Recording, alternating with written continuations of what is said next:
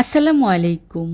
আপনারা যারা পিঠা তৈরি করতে পারেন না বা পিঠা তৈরি করতে ভয় পান, তারাও কিন্তু চোখ বন্ধ করে চাকমাদের এই ঐতিহ্যবাহী পিঠাটি তৈরি করে নিতে পারবেন।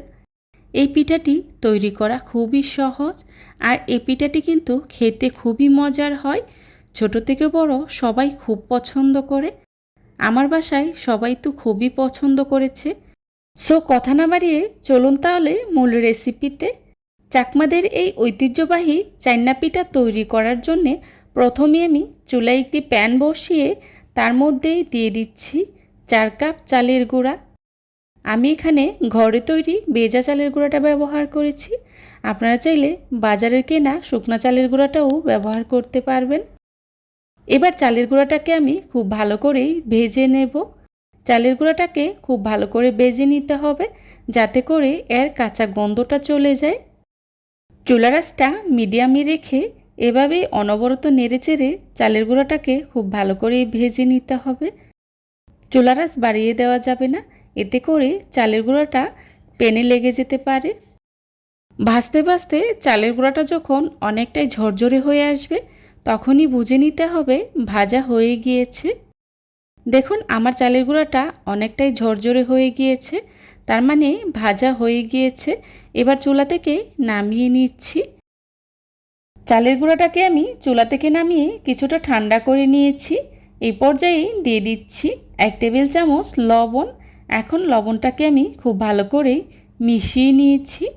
মেশানো হয়ে গেলেই অল্প অল্প করে পানি দিয়ে সফট একটি ডো তৈরি করে নেব। আমি এখানে অল্প অল্প করে পানি দিয়ে ডোটা তৈরি করে নিচ্ছি। একবারে খুব বেশি করে পানি দেওয়া যাবে না, এতে করে ডোটা পাতলা হয়ে যেতে পারে। আমি এখানে কুসুম গরম পানিটা দিয়েই ডোটা তৈরি করে নিয়েছি। আপনারা চাইলে ঠান্ডা পানি দিয়েও তৈরি করে নিতে পারবেন, যেহেতু চালের গুঁড়াটা খুব ভালো করে ভেজে নেওয়া হয়েছে। অল্প অল্প করে পানি দিয়ে ডোটা তৈরি করলে একদম পারফেক্ট হয়। এই পিঠাটা কিন্তু তৈরি করা খুবই সহজ। মাত্র 3টি উপকরণ দিয়েই খুব সহজেই তৈরি করে নেওয়া যায়। পিঠা তৈরি করার জন্যে আমার ডোটা একদমই পারফেক্ট হয়েছে। এবার এখান থেকে অল্প অল্প করে নিয়েই পিঠাটা তৈরি করে নেব। পিঠাটা আপনি কী পরিমাণে তৈরি করতে চান সেই অনুযায়ী ডোটা নিয়ে নেবেন। আমি এখান থেকে অল্প কিছুটা ডো নিয়েছি। এবার হাতের সাহায্যে গোল করে নিচ্ছি। এবার মাঝখান থেকে আঙুলের সাহায্যে চেপে গোল বাটির মতো করেই তৈরি করে নিচ্ছি। এখন এর ভিতরেই দিয়ে দিচ্ছি গুড়। গুড়টাকে আমি ছুরির সাহায্যে আগে থেকেই ঝুরি ঝুরি করে কেটে নিয়েছি। গুড় দেওয়া হয়ে গেলেই এভাবেই 2 পাশটা একসাথে করেই বন্ধ করে দিচ্ছি। তারপর এভাবেই গোল করেই পিঠাটাকে তৈরি করে নিচ্ছি।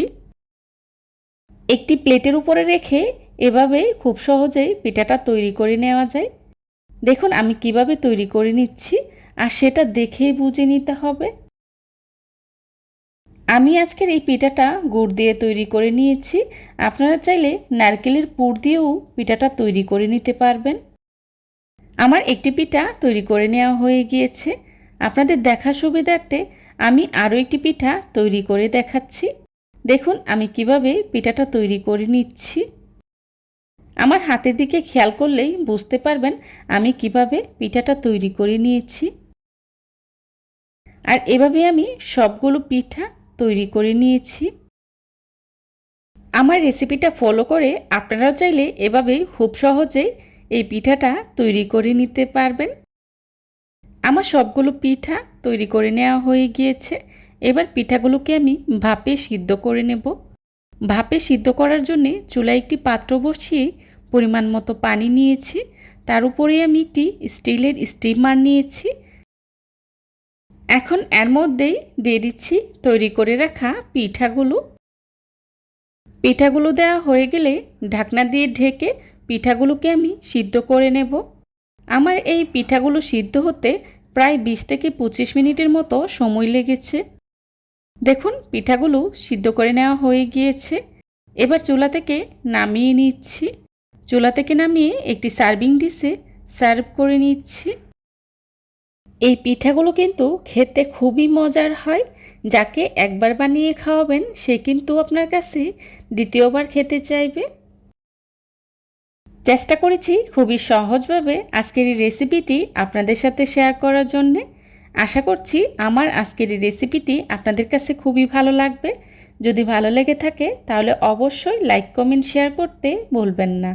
আপনাদের একটি লাইক এবং একটি কমেন্টস আমাকে নতুন নতুন কন্টেন্ট তৈরি করতে অনেক উৎসাহিত করে। যারা এতক্ষণ ধৈর্য সহকারে আমার ভিডিওটি দেখেছেন তাদেরকে জানাই অসংখ্য ধন্যবাদ। রেসিপি ভালো লাগলে বাসায় একবার হলেও ট্রাই করবেন, আর কেমন হয়েছে আমাকে কমেন্টস করে জানাবেন। আমি একটি পিঠা আপনাদের সাথে ভেঙে শেয়ার করছি। দেখুন পিঠাগুলো দেখতে কতটা লোভনীয় হয়েছে। এই ধরনের সব ঘরোয়া এবং মজার মজার রেসিপি পেতে আমার চ্যানেলটি ভিজিট করে আসবেন প্লিজ। আমার পরবর্তী রেসিপি দেখার আমন্ত্রণ জানিয়ে আজকের মতো এখানেই বিদায় নিচ্ছি। সবাই ভালো থাকবেন, সুস্থ থাকবেন। আল্লাহ হাফেজ। আসসালামু আলাইকুম।